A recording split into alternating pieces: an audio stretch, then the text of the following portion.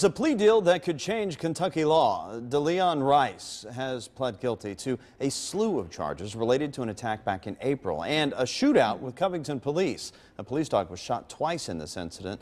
As 9 on your side's Evan Millward reports, so you may be surprised at what the charges actually carry. Well, Kenton County Commonwealth's attorney Rob Sanders won't get to argue Daleon Rice's case here in court.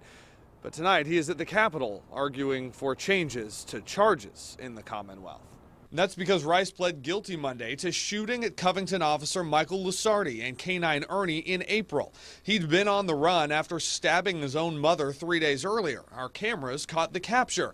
Now he'll spend between 20 and 40 years in prison. The punishment that someone faces should follow the violence of their action and should follow the injury that the victim suffers. It shouldn't be driven or determined by whether or not the police K-9 can return to duty. We spoke to Sanders today as he drove to Frankfort to help get Commonwealth law changed.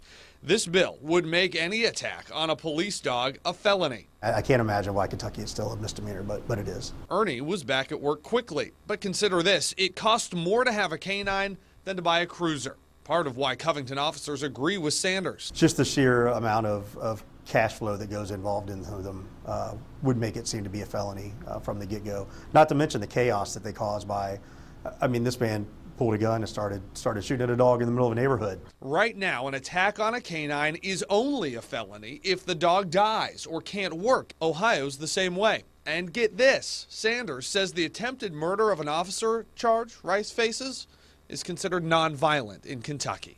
These are just facets of Kentucky law that I can only imagine the people that wrote these laws weren't envisioning the kinds of cases we are dealing with. Sanders says he knows it could take more than just this legislative session to get these changes passed, but he says the conversation needs to happen. As for Rice, he'll be formally sentenced at the end of next month. In Covington, I'm Evan Millward, 9 on your side.